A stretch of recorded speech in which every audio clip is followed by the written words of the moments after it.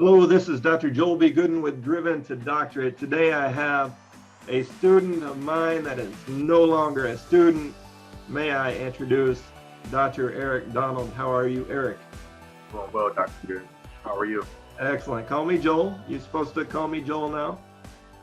Okay. That may take some getting It takes a while. Okay. It takes a while. I still call up my chair and call her doctor. But you're good, man. Yeah, and you just finished, how long ago was it? June? June, and we're in August? Matter of fact, June 23rd to be exact. So June 23rd. I was just looking at your defense. As I told you, I was trying to find a good picture of you for the interview, the end scenes, you know, like where I'm going to put your maybe a LinkedIn or something like that. So we'll come back to that. Okay. But I want everybody just to meet you, but I also like to sort of share the story of dissertation that each person experiences. And I do have a lot of other chairs that I'll talk to, but I also like to grab the students as they're finished and they're sort of figuring out what to do next. But that you've got the most like this recent insight, you know, it's been pretty recent, right? That you finished and now you're sort of processing all of it. You're figuring out what to do next. And we just had a conversation about that before the interview started a little bit, talking about what to do, and it looks like you've got some great ideas. But I always like to, in my interviews, I like to go back to sort of how you got started. So let's go back to your roots. You mind sharing where you came from and you know how you grew up? Absolutely. So I'm originally from Saginaw, Michigan, which is it's a blue collar town about 90 miles northwest of Detroit. Wasn't too big of a town, not too small of a town either. It was about 100,000 people there, I believe, during the time when I was growing up there. My parents, they worked in the automotive industry, like a lot of folks in that area did during those times. They also owned their own bait and tackle shop, so that was kind of where I think for my brothers and myself, that's where we learned how important it was to work. Because for us, summer vacations really weren't summer vacations because we were required Monday through Saturday to be up and at it by 4 a.m. And it was unfortunate for us that we lived right next door to our parents' business. So it was like a 15 minutes to get up, wash our faces and get started for the day. So from 4 a.m. to about 6 p.m., that's what we did every day during the summer months. And ironically, my parents sold their place of business the year after I graduated from high school. And I was the last one of the bunch. So, and we always kind of like laugh about that because it was like they knew once all of the help was out of the house, they decided to like just close the doors and just shut down. But it was a great experience. But from that, I think how I kind of landed where I'm at in terms of ever thinking about going on this doctoral journey, in a nutshell, it was being able to look at how my dad was able to interact with other people. And people would come in just to buy bait, to go fishing, and that would turn into sometimes a 3, 4, 5 hour conversation because his customers use those moments as a form of therapy. It was someone that could listen to them.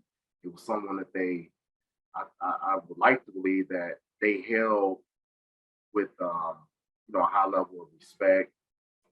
He was ex-military, and he had been around the world, so he knew some things, and he didn't mind sharing those thoughts with people.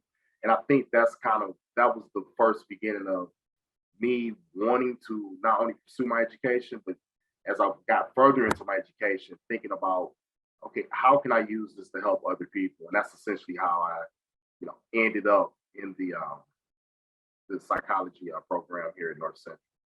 Right, right. Yeah, so where'd you do undergrad and master's? Sorry about that. So You good? during my time in Nebraska, I lived in Omaha, Nebraska for about 6.5 years. So I did my undergrad and my master's at Bellevue University. And Bellevue is actually a suburb of Omaha. So I received my bachelor's of science in healthcare administration and my master's of arts in human services. All right, all right.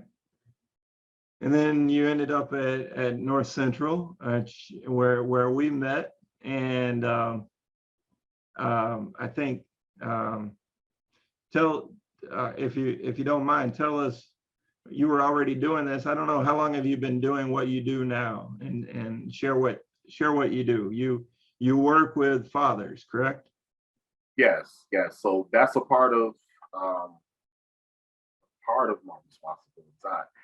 I do have like a dual role. So starting in 2012, I at the organization that I currently am employed at, I started out as an infant mental health therapist slash fatherhood coordinator. Mhm. So the infant mental health portion that required me to work with families of children between the ages of 0 and 3. And as of January of this year, my roles kind of switched. So now I'm a supports coordinator, which is basically like the admin piece of all the different programming throughout the organization. So whether it's like infant mental health, if it's fatherhood related, if it's 7 to 17, if it's wraparound, all of those different programs, I'm essentially like the case holder for certain families. But the fatherhood work that I'm involved in, that actually started 2 years prior to me coming to this organization. I did fatherhood work at the previous organization where I was at. So Okay, cool. And it makes me wonder, and I think it's part of the story that we're sort of telling today. I see these interviews always as sort of telling someone's story, but it also should hopefully give information to people along the way as well. But in telling your story, I've heard you mention your dad in the bait and tackle shop, and how he seemed to listen to people, talk to people. He was, sounds like maybe a likable person.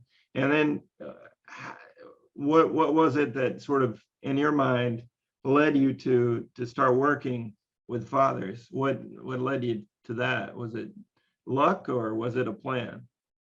it was actually by chance. Okay. I was given the option. I was given the option to either work with fathers. Again, going back to the organization that I was working for previously, and they were starting this program up. It was just really like fatherhood outreach work. It wasn't too intensive. It was just pretty much about making cold calls and trying to make sure that the fathers felt included in the process. That was it. It was just really basic. And I enjoyed it because a lot of those calls that I would make just to introduce myself, also just to extend to the fathers a warm welcome, to the organization or whatever the case may have been, it led to like more in-depth conversations. And it was just like, wow, this would be really neat to be able to, have a program that was tailored toward fathers. So then the opportunity came that I saw at the organization that I'm currently working for, where they were just starting a program of, of that magnitude, where it was going to be geared toward um, trying to involve fathers in the process. And that's how, I kind of landed in that particular spot.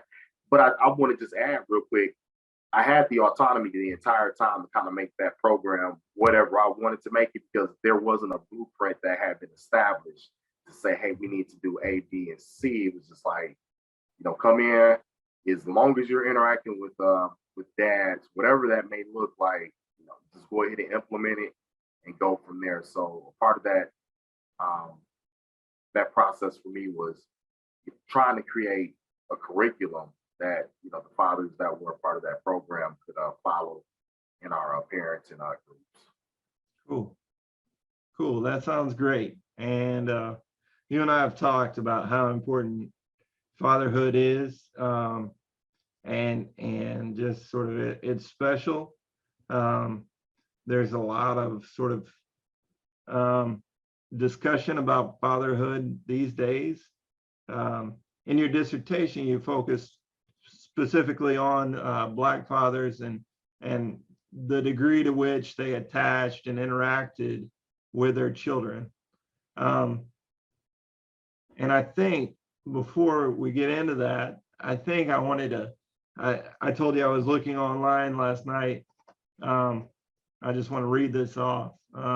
This is based on the most recent CDC, not CDC, Census Bureau 2020. Life arrangements of children under 18 years old, 1960 to present.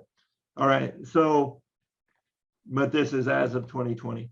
So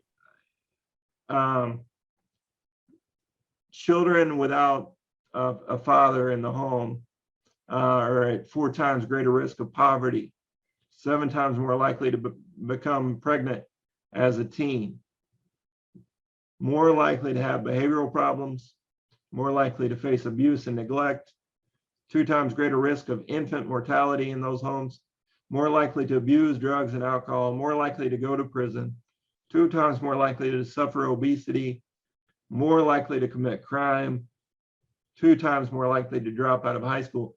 And all these things are big issues. And I only sort of hit the big ones. There's so much to unpack there. But the point is that it's not a non-issue. Are there children that succeed and do really well in life without a father? Yes, absolutely, right? But we're talking about the statistics, the likelihood, the odds ratios of what is more likely, what risks are you at if you don't have a father in the home? What obstacles does that put in your path? What does that make you more vulnerable to? And that's sort of what your dissertation dealt with to some extent. So I want to ask you, tell about your dissertation, Eric. So my dissertation primarily discussed many of the areas that you just read off in terms of what are the effects of absenteeism, low father involvement, and even father involvement that may not necessarily be so low. It discussed elements such as systemic racism, discussed how when we think about systemic racism, when we talk about, we go into like law enforcement, those are like some of the areas I think that, may come to mind for a lot of people. And rightfully so, I think in some instances, but my dissertation, I think went a little deeper.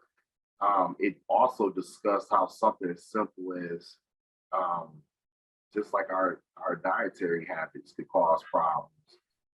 And that it all stems from like even during slavery and not being able to eat certain foods, but then that becoming tradition.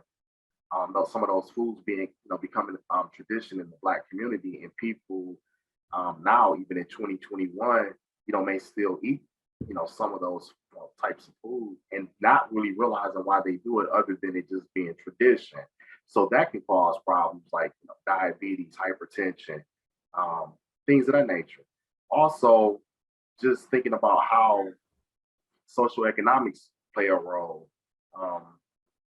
If a person doesn't have an opportunity to have access to like better education or education, being in the education system growing up, that person probably run the risk of having to work more menial jobs, and how people become desperate when they don't have financial means. So that way, if they become involved in criminal activities, and then like criminal activities can lead to unfortunately, and this doesn't necessarily have to do with just with race, but just this is kind of where the social economics come back into play.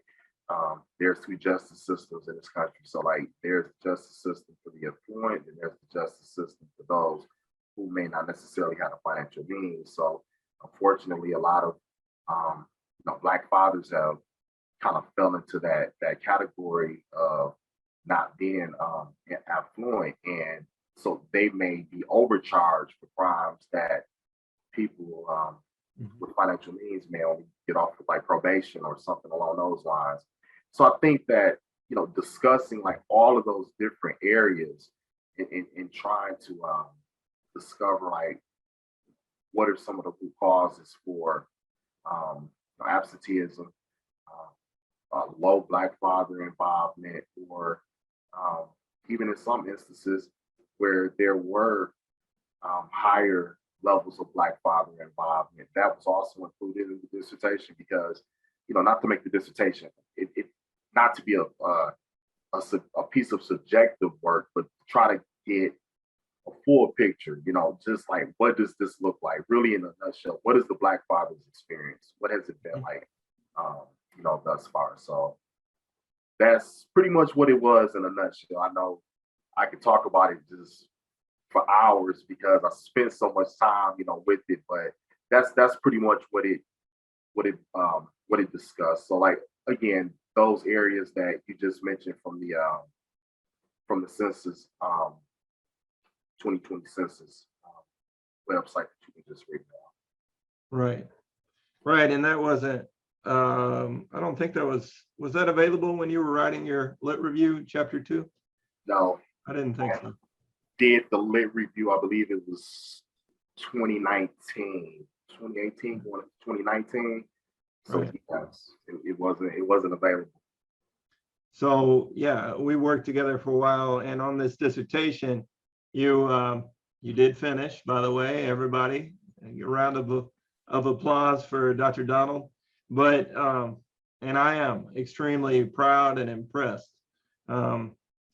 by anybody accomplishing the PhD, but especially the way you did it was very commendable. You interviewed 18 Black fathers, and sort of the way that you approached it, maybe was sort of like what was your experience with your own father, and then how are you parenting now, if at all? And so what were some of the sort of most interesting findings that you had? So for the participants, I think that for me, there were two things that I thought that were of great interest. One was their description or descriptions of their experiences with their fathers, and there was a mixed bag of like answers. There were some who noted that their dad was present.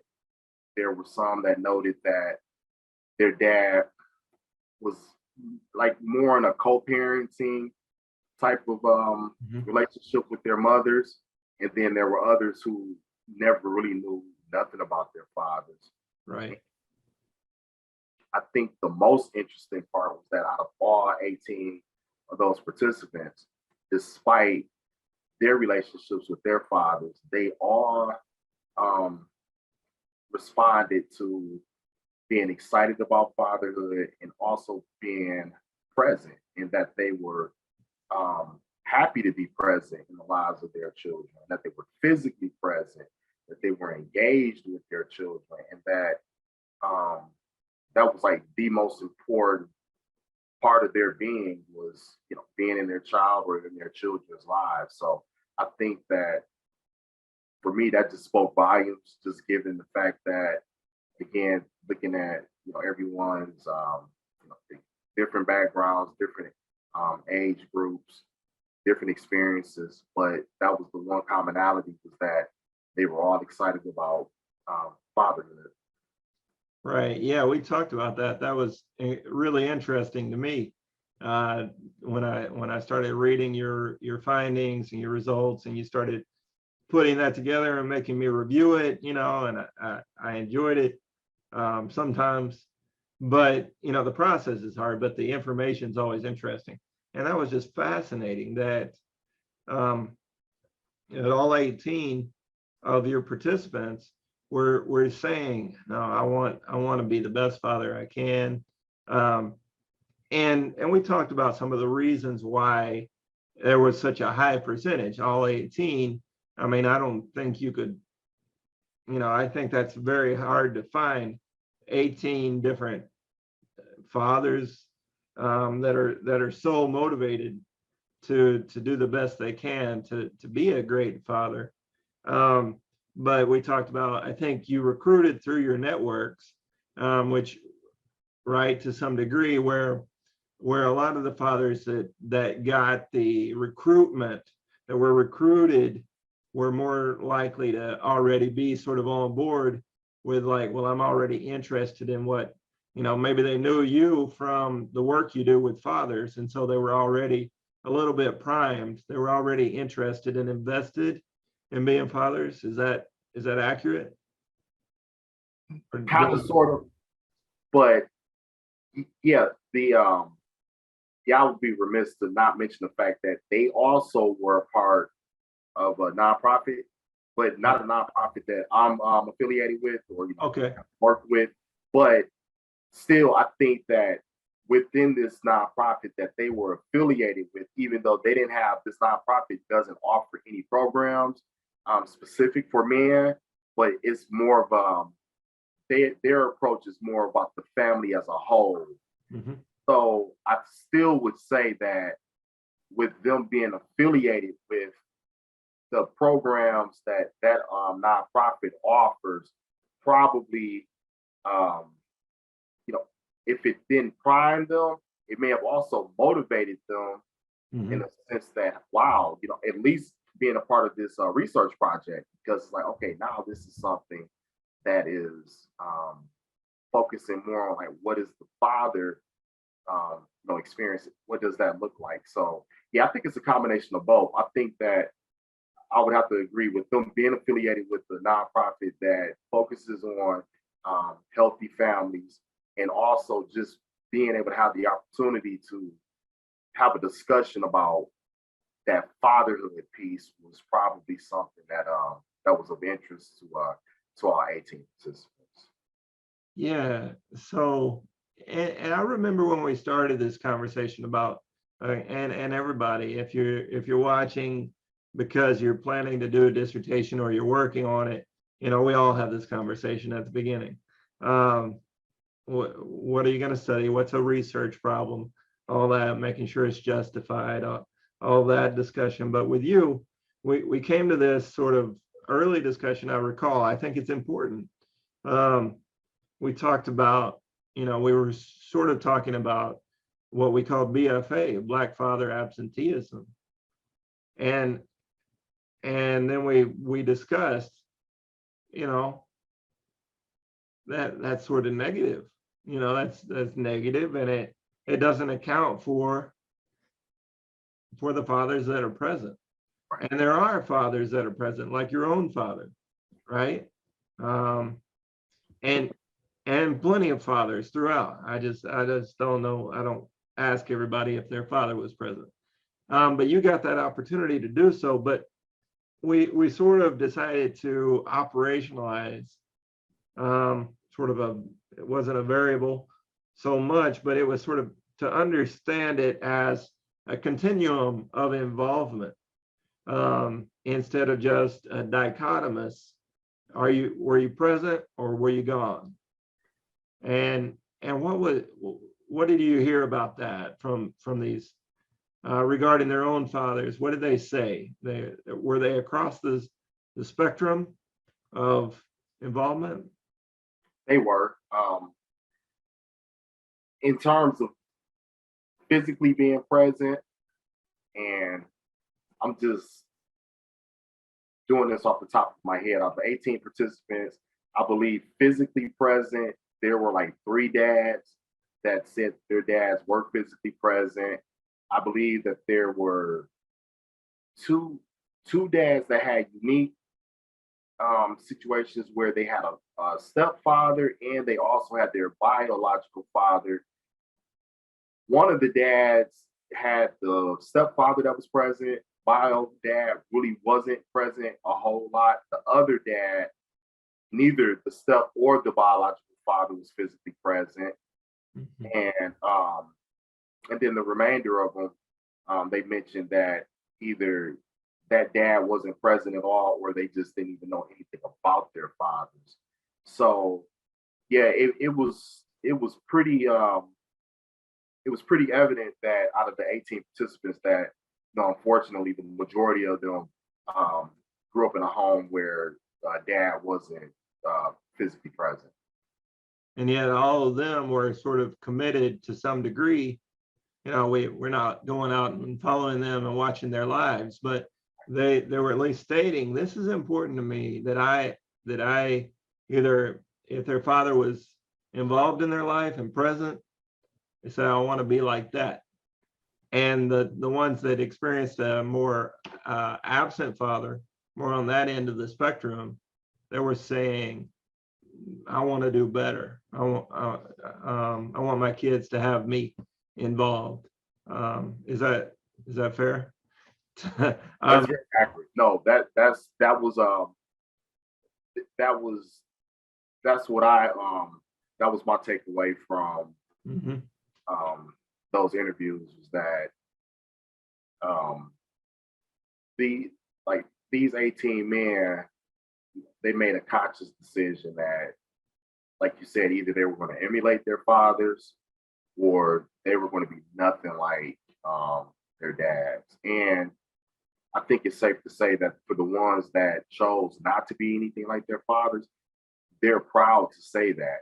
So it's not like, they say that with shame or they say that with any sort of level of regret. It's just that, hey, um, they're thankful for the fact that they experienced what they experienced from their fathers, because they felt that it only motivated them more to do more and to try to be better for their children. So, Right. I mean, they would be the people that would know among other people, but if you didn't have a father, well, they were able to tell you, I wish I had. Or they could have, in contrast, told you, yeah, it was good. It was good without him. And maybe they survived. Obviously, they were resilient. They did okay. They were, good enough to have children of their own. Many of them, I think, or all of them, and to be on a good path. But it was just interesting to see how they responded to all that. And another thing that was interesting, I think, that you noted was the stepfathers. That was sort of interesting, wasn't it? Uh, and I think it just pointed out that, sometimes people step in and fill that role to some degree. But also, I don't know if you saw any evidence of this. I keep thinking, even some fathers that are, quote, present, living in the home or whatever, they're not so present. They may not be involved. Did you have anybody that shared a story like that? one of the participants mentioned that, yes, while the father was present, he felt like he he felt as though that relationship could have been a much better relationship. But he he also mentioned that when he was younger, that those were his thoughts. But as since he's become a father, and I guess now kind of in retrospect, it could have been better, but it wasn't as bad as he had thought it was like as a child and coming up through his adolescent years. So, but still, just the fact that he mentioned that. So I mean that there was still, I guess, in his mind, room where that relationship could have, it could have been better between him and his father. And you heard about well, you did the research, you reviewed, you evaluated the transcripts of each interview, coded it, analyzed it. What were the obstacles to fathers being attached to their children in your study? For some, it was, again, we're talking about the participants and we're talking about the relationships between them and their fathers. So the obstacles that were present, prison, alcoholism. I think one of the dads responded that his dad was somewhat of, I guess, like a womanizer. So just pretty much just kind of like out really for reasons that he really didn't know, but he just knew that that's just kind of what he was. As he put it, he said his dad was a street, person. So, and also I think that even though it may have not been said explicitly, I kind of got the feeling that for the ones who may have had a little bit of information, that the number one barrier for some of their dads was also like that relationship between their dad and their grandfathers. Like two participants kind of alluded to that, where based off of what knowledge that they had, they don't think that their fathers and grandfathers had the best relationships, in terms of the grandfather being attached to their father. Now, I don't know what that meant. I don't know if it meant that, again, the grandfather was physically present, but just not engaged with their dad, or if the grandfather wasn't present and not engaged. So I don't know, because the research didn't go right question about the grandfathers, but it did come up. So and of course, I mean that could create a barrier if unfortunately, if dad experienced this with granddad and he made the decision, going back to what we just mentioned earlier, to not be a part of his child's life. So unfortunately, it's a cycle, where it could be a cycle. I like that word, cycle, or sort of I think cycle is probably best, but yeah, it's sort of like almost like a tradition and expectations and responsibilities of like, well, I just maybe some people, it's sort of like you're taught to behave a certain way.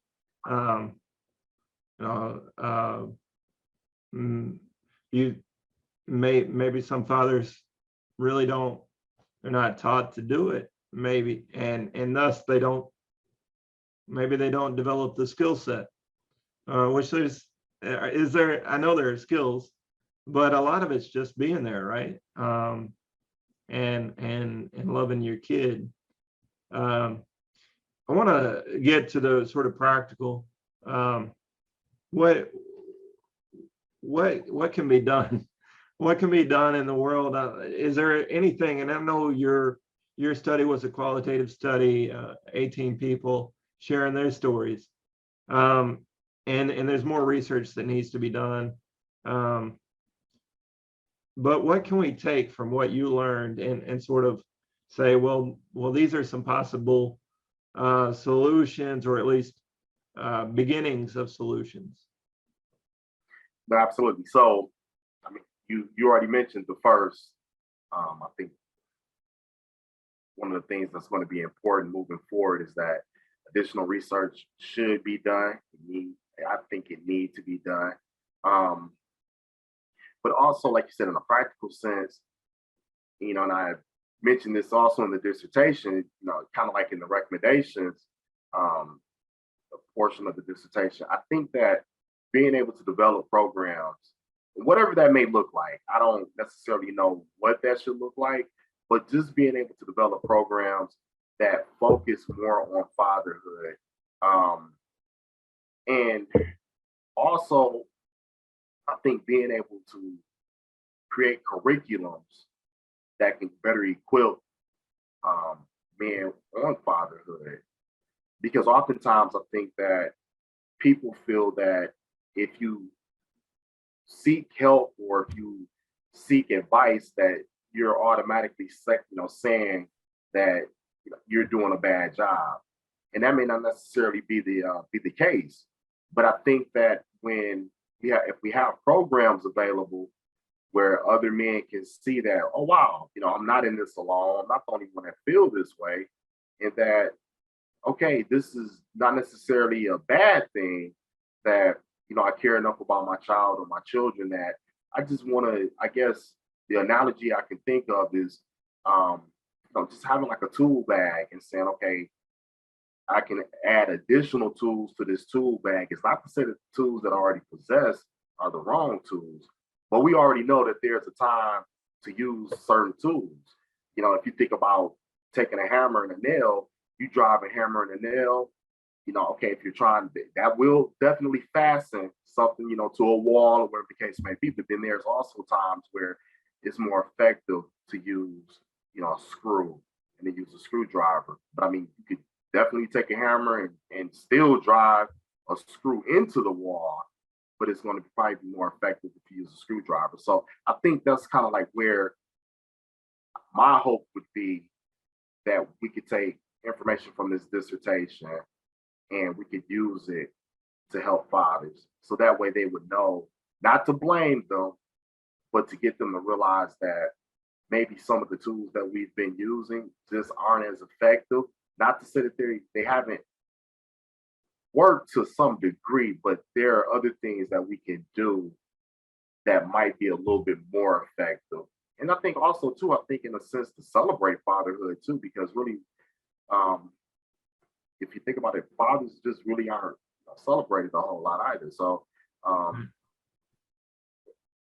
so I think just making fatherhood something that it isn't to be feared. And I just say that because I think about people that I know personally, like they hear that word and it freaks them out. It's like, wow, I'm gonna be a father, I cannot believe this. And it's like it's really not that bad of an experience. Actually, it's a great experience. But I think being able to change mindsets around what fatherhood really consists of and what it looks like is what I hope that this dissertation could at least start to do. Yeah, I think it gave you a lot of information about here's what these fathers are feeling and thinking, and it sort of that generational impact of like whatever my father did with me, regardless, these 18 fathers wanted to be very involved with their children, wanted to be good fathers. So I think overall, it just sort of emphasized the importance of being a father. And you can get into a lot of the details in future research, but just to say, first of all, to these fathers maybe in programs, first of all, it's important that you're there. And these are, just like I read those statistics of single parent families when the father's not present. Well, we can flip that on its head and say, here's the good that you can do. You're going to be, just flip all those statistics and say, if you are involved, we can, decrease all these risks. And not all fathers are created equal, and some are really amazing. And I'd say every father makes mistakes along the way. Every parent makes mistakes along the way. Mine did. I will. I'm sure you have. But it's a learning process and just showing that effort. And I think these gentlemen that you work with are, that just by showing up, they're showing that effort of like, I want to learn. That's pretty cool to me. Your whole dissertation was pretty cool to me. Thank you. And we talked about, systemic racism and somehow law enforcement. There was some unease, some bad experiences with law enforcement. And so there were sort of some tangents to the primary study where saying, some of the fathers didn't feel comfortable with the police and so looking into that implications and how much that affects just feelings of just comfort, in the home and as you're raising your child, and whether if you're a Black father, you have to have that conversation. If you ever get stopped, here's what to do. You got to be a lot more careful in some situations. So we got into that, but I think most of all, you just underscored the importance of fatherhood. You have any response to that?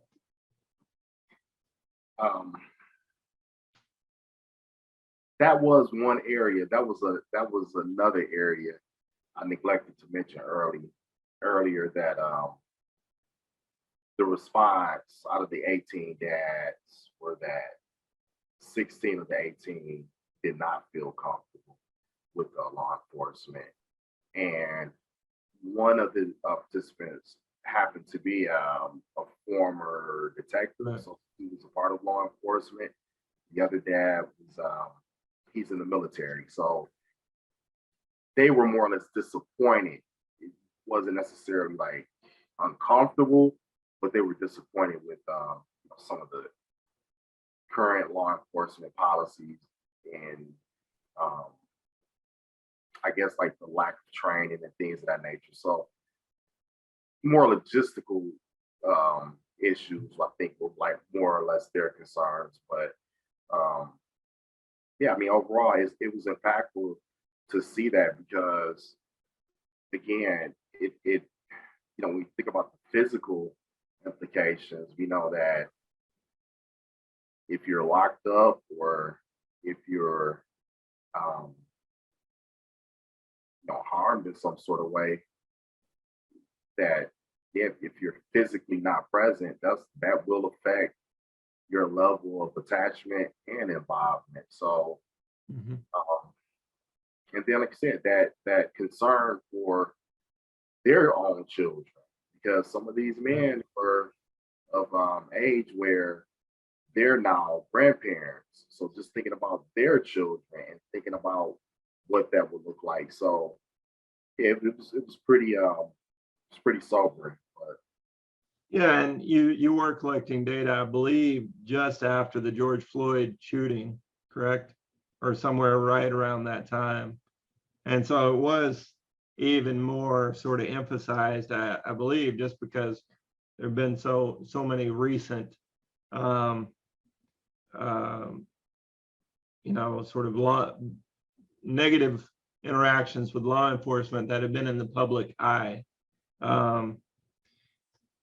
So what's next for you, Eric?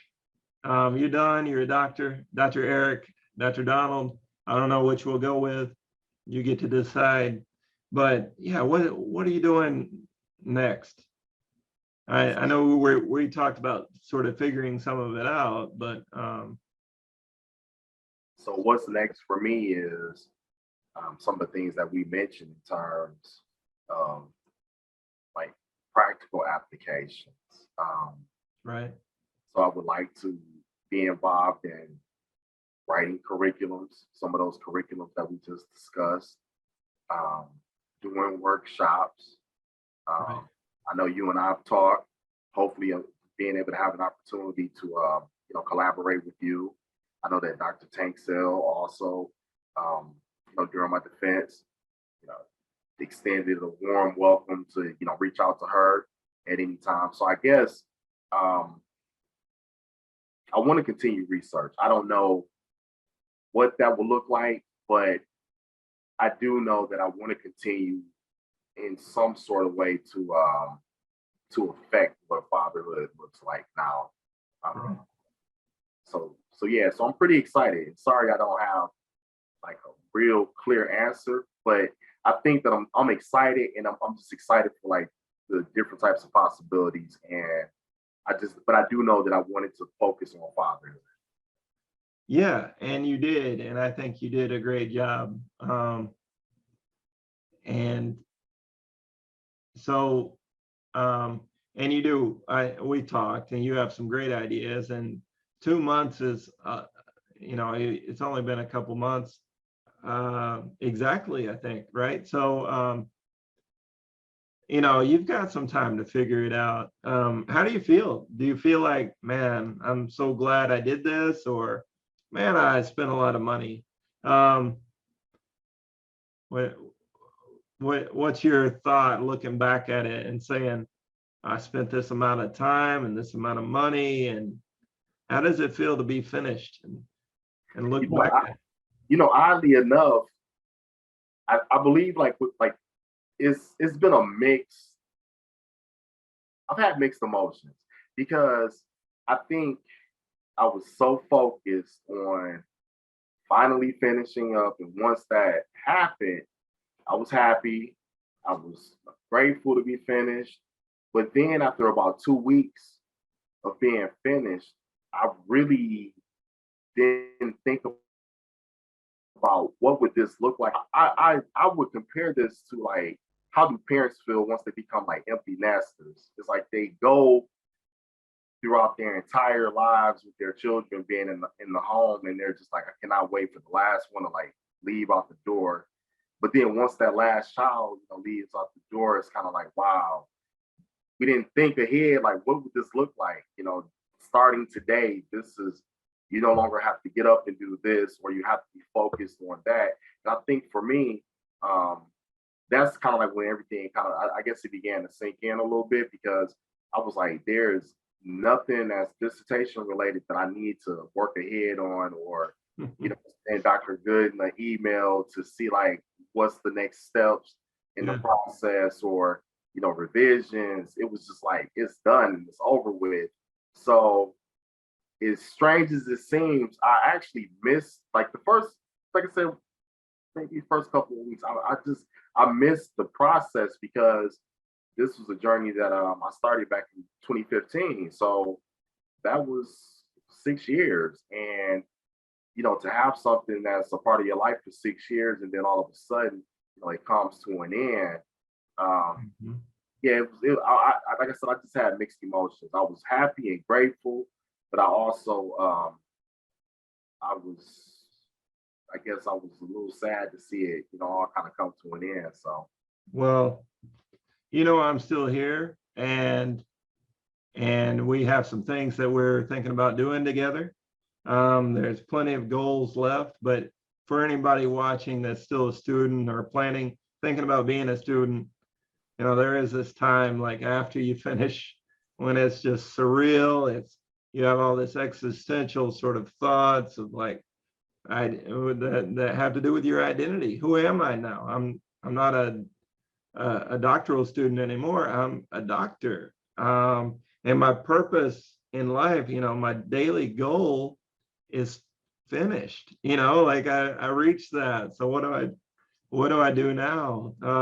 And I'm like, well, relax, celebrate, and you can only do that so much before you're like, but I feel lazy,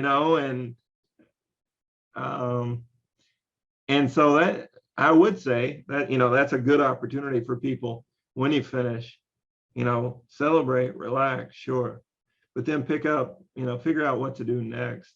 And I think you're on the right track with that. So don't get too anxious about it. It will sort itself out as long as you're putting in the work. It's not going to sort itself out if you just lay on the couch eating right. Cheetos. You and your Cheetos, I made that up. I don't know if you eat Cheetos. They are bad for your fingers getting all nasty. So, Eric, yeah, it was a pleasure working with you. I want to ask you, and I warned you about this. What do you have to share, that you might tell some people? What are a few things, thoughts come to mind? from the desk of Dr. Donald.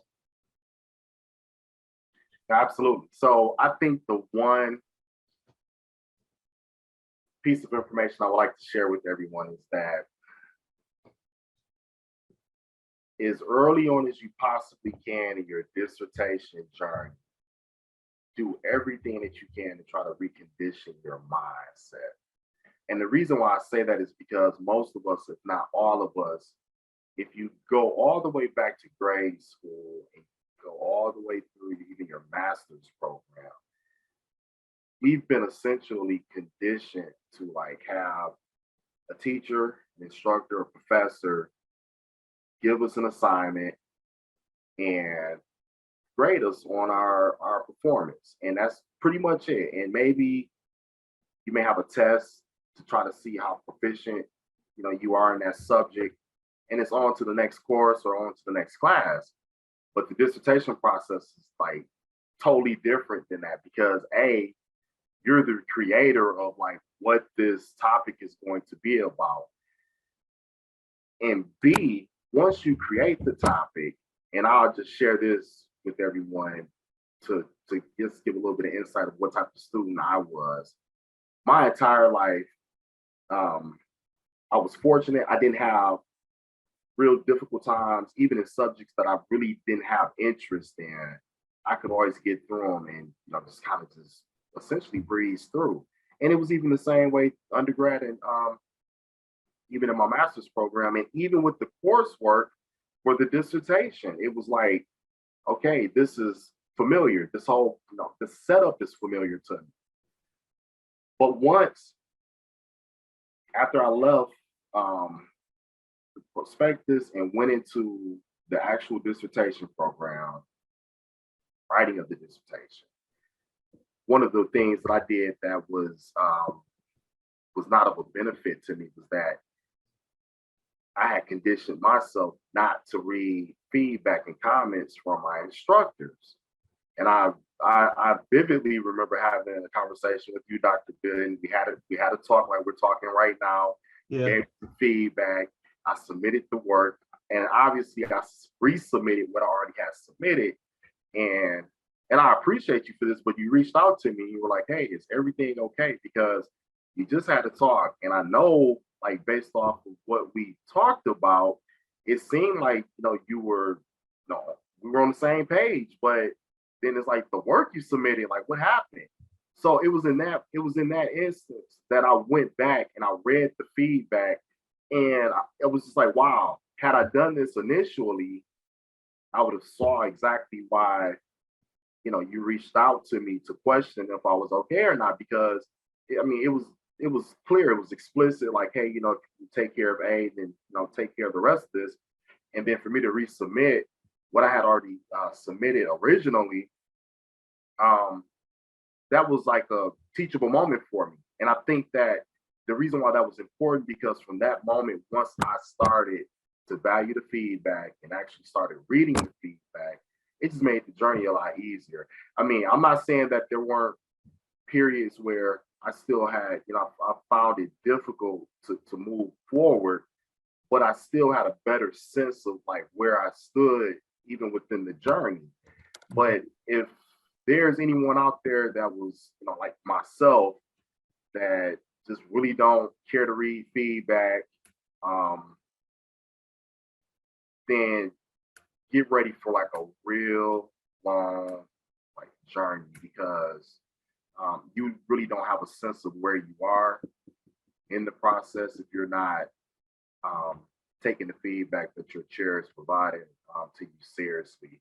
And also, my advice would be try to do the best you can to build up a rapport with your chair, because once you're able to communicate more with your chair, they want you to succeed. So they're going to work with you and help you through the process. So that would just be my number one advice, because like I said, I just came in like, hey, this is going to be the equivalency of writing a master's level thesis. This is on a larger scale. That's all.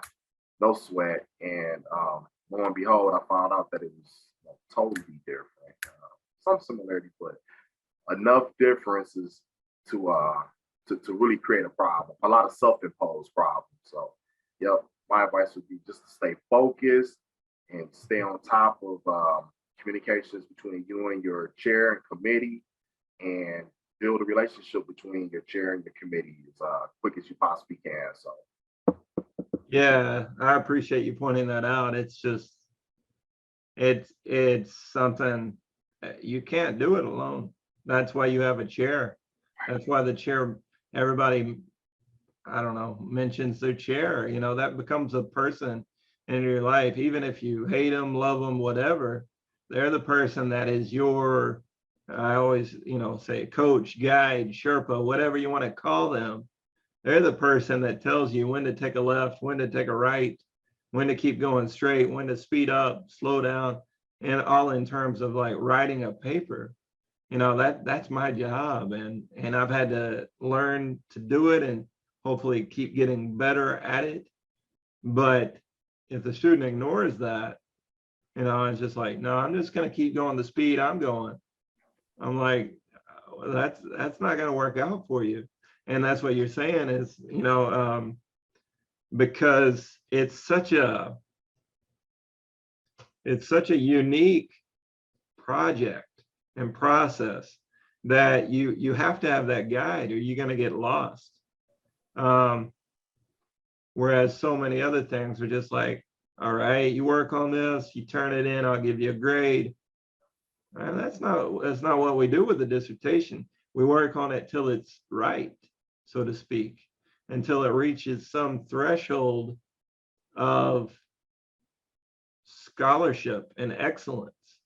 And that's what you did. You finished, it's almost, I normally use the metaphor of like a marathon. You're running this marathon, and it is like that, but you're also, it's sort of like a rising tide or something, to where you're rising and you're gaining competence along the way.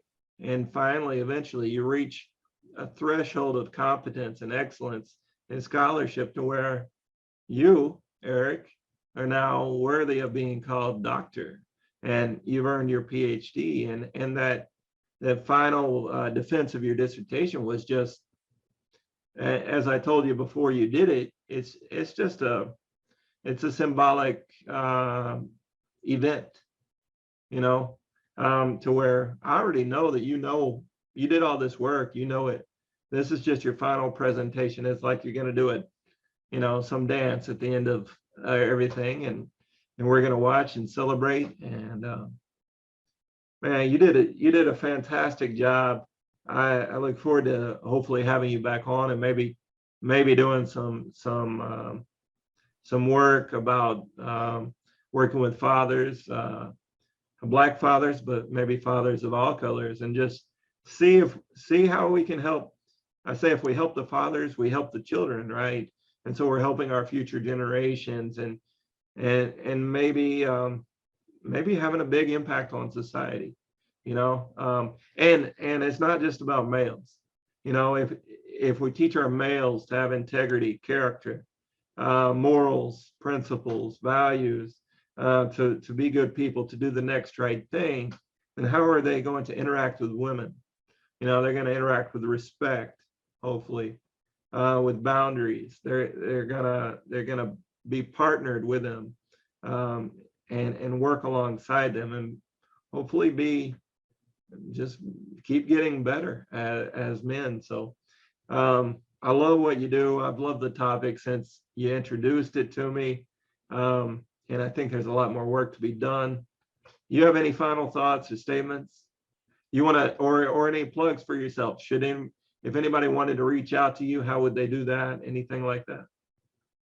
if anyone wanted to reach out to me right now, I'm still in the process of trying to get my consulting page up, but I can be reached at my email address, which is Jed, I can spell it out, JEDD1977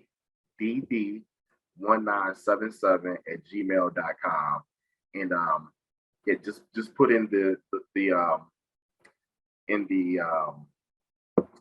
topic line, like what is it in regards to, just put fatherhood, and I would know that this is something that that's related to like the work that I'm doing around fatherhood.